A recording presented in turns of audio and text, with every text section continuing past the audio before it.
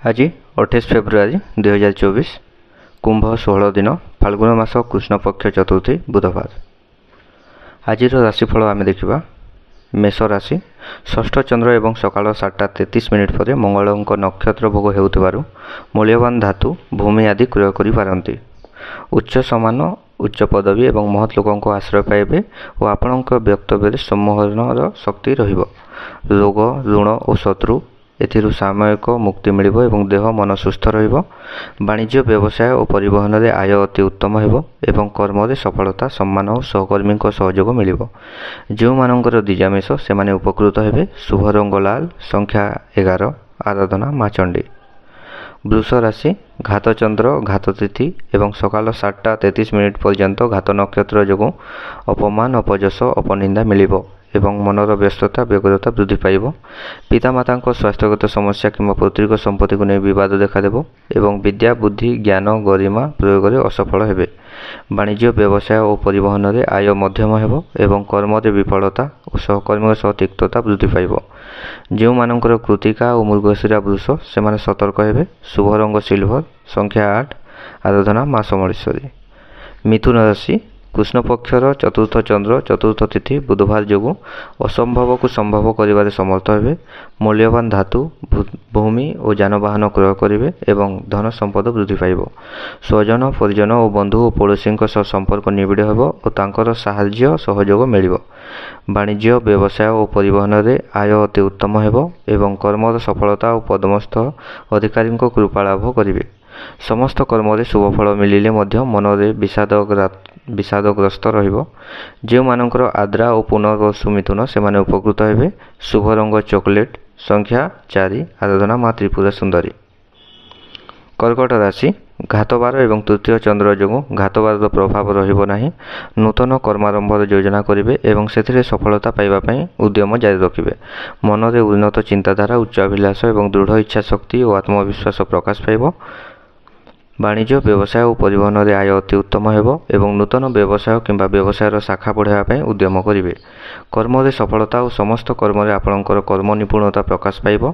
जो मानकर पुनर्वसु और अश्लेषा कर्कट से माने सुफल पाइबे। शुभ रंग धला। संख्या 1। आराधना माँ मातंगी। सिंह राशि कृष्ण पक्षर द्वितीय चंद्र जोगु धन को नहीं विवाद देखादेव। अन्य ठारू आनिथिबा धन फेरेबारे असमर्थ हेबे एवं अन्य को देइथिबा धन पाइबारे विफल हेबे। मूल्यवान पदार्थ नष्ट किंबा हजि जाई पारे एवं आर्थिक ठकामी पड़ी पारंती।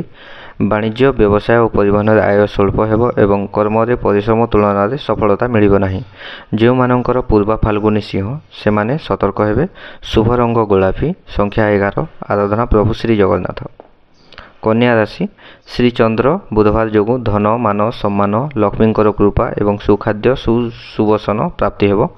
आमोद प्रमोद एवं मौज मजलिस रे अधिक आग्रह रहिबो एवं परिवार प्रति अधिक यत्नवान हेबे। कौनसी मांगलिक कर्म रे परिवार सह जोग देबे किंबा पुत्र कन्यांकर मांगलिक कर्मर आयोजन करिवे। वाणिज्य व्यवसाय और परिवहन रे आय उत्तम हेबो एवं कर्म रे परिश्रम तुलना रे अधिक सफलता मिलिबो। शुभ रंग सबुज। संख्या 12। आराधना माँ षोडशी। तुला राशि द्वादश चंद्र जोगु अजथा खर्च बद खर्च और परिवार खर्च बहुत कम रहिबो एवं धनर सद्विनियोग करिवे। ठीक समय ठीक निष्पत्ति नेबारे समर्थ हेबे एवं कुसंग परित्याग करि सत्संग करिवे। समस्त कर्म तत्परता स्वच्छता और समानुभूता प्रकाश पाइब और समस्त कर्म आशा ठारू अधिक सफलता मिलिबो। वाणिज्य व्यवसाय और परिवहन आय उत्तम हेबो एवं आयर किछि अंश संचय रे विनियोग करिवे। जो मानकर स्वाति और विशाखा तुला से माने उपकृत हेबे। शुभ रंग कॉफी। संख्या 4। आराधना माँ समलेश्वरी। बिछा राशि एकादश चंद्र जोगु आयर मार्ग अति उत्तम रहिबो एवं विभिन्न उत्सरु धन प्राप्ति हेबो। मूल्यवान धातु भूमि क्रय करिवे एवं उन्नतिमूलक कर्म रे धनर विनियोग करिवे। अन्य को देइथिबा धन और बकेया धन आदाय हेबो एवं आर्थिक स्थिति रे उन्नति आसिबो। वाणिज्य व्यवसाय पई चुक्तिबद्ध हेबे। कर्म रे सफलता और कर्मस्थान समस्त सुविधा सुयोग हासिल करिवे। जो मानकर विशाखा और ज्येष्ठा बिछा से माने सुफल पाइबे। शुभ रंग हळदिया। संख्या 3। आराधना माँ बगलामुखी। ଧନୁ ରାଶି ଦଶମ ଚନ୍ଦ୍ର ଏବଂ ସକାଳ 7:33 ପରେ ମଙ୍ଗଳଙ୍କ ନକ୍ଷତ୍ର ଭୋଗ ହେଉଥିବାରୁ କର୍ମ ପ୍ରତି ଅଧିକ ଧ୍ୟାନ ରହିବ ଏବଂ ବ୍ୟବସାୟ ଅପେକ୍ଷା କର୍ମରେ ଅଧିକ ସଫଳତା ମିଳିବ। ମନରେ ସତ୍‌ଚିନ୍ତା ସଦ୍ଭାବନା ପ୍ରକାଶ ପାଇବ ଏବଂ ସତ୍ କର୍ମରେ ଅଧିକ ଆଗ୍ରହ ରହିବ। ବାଣିଜ୍ୟ ବ୍ୟବସାୟ ଓ ପରିବହନର ଆୟ ଉତ୍ତମ ହେବ ଏବଂ କର୍ମରେ ସଫଳତା ଆଶାଠାରୁ ଅଧିକ ପ୍ରାପ୍ତି ହେବ। ଯେଉଁମାନଙ୍କର ପୂର୍ବାଷାଢ଼ ଧନୁ ସେମାନେ ସୁଫଳ ପାଇବେ। ଶୁଭ ରଙ୍ଗ ଲାଲ, ସଂଖ୍ୟା 5, ଆରାଧନା ପ୍ରଭୁ ଗଜାନନ। ମକର ରାଶି କୃଷ୍ଣ ପକ୍ଷର ନବମ ଚନ୍ଦ୍ର ଯୋଗୁଁ ଏବଂ ସକାଳ 7:33 ପରେ ମଙ୍ଗଳଙ୍କ ନକ୍ଷତ୍ର ଭୋଗ ହେଉଥିବାରୁ ଆର୍ଥିକ ସଙ୍କଟ ଦେଖାଦେବ ଏବଂ ଜମି ଜମା ବିବାଦ ଉଗ୍ର ହେବ। ନିଜର ପ୍ରିୟ ବନ୍ଧୁ କିମ୍ବା ପୁରାତନ ବନ୍ଧୁଙ୍କ ସହ ମତାନ୍ତର ଏବଂ ପରିବାରରେ ଅଶାନ୍ତିର ବାତାବରଣ ରହିବ। ଧାର୍ମିକ କର୍ମରେ ବିଘ୍ନ ଓ ଉନ୍ନତିମୂଳକ କର୍ମରେ ପ୍ରତିବନ୍ଧକ ଦେଖାଦେବ ଏବଂ ପରିବାରର ବୟୋଜ୍ୟେଷ୍ଠ ବ୍ୟକ୍ତିଙ୍କ ସ୍ୱାସ୍ଥ୍ୟଗତ ସମସ୍ୟା ଦେଖାଦେବ। ବାଣିଜ୍ୟ ବ୍ୟବସାୟ ମାନ୍ଦା ରହିବ ଏବଂ କର୍ମରେ ବିଫଳତା ଓ ସମ୍ମାନହାନି ଘଟିବ। ଯେଉଁମାନଙ୍କର ଉତ୍ତରାଷାଢ଼ ଓ ଧନିଷ୍ଠା ମକର ସେମାନେ ସତର୍କ ହେବେ। ଶୁଭ ରଙ୍ଗ ବାଇଗଣୀ, ସଂଖ୍ୟା 11, ଆରାଧନା ମା ଦୁର୍ଗା। କୁମ୍ଭ ରାଶି ଅଷ୍ଟମ ଚନ୍ଦ୍ର ଘାତ ତିଥି ଯୋଗୁଁ ବାଦବିବାଦ, ସ୍ୱାସ୍ଥ୍ୟ, ଆର୍ଥିକ କାରବାର ଏବଂ ଯାନବାହନ ଆରୋହଣ କାଳରେ ସତର୍କ ରହିବେ।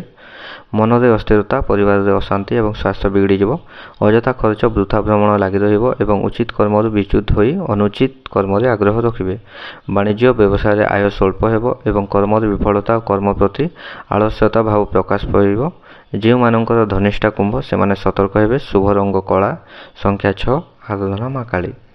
ମୀନ ରାଶି ସପ୍ତମ ଚନ୍ଦ୍ର ଏବଂ ମଙ୍ଗଳ ଉଭୟଙ୍କ ନକ୍ଷତ୍ର ଭୋଗ ହେଉଥିବାରୁ ପରିଚିତ ମହିଳାଙ୍କ ଠାରୁ ସାହାଯ୍ୟ ଓ ସହଯୋଗ ଓ ଧନ ମିଳିବ।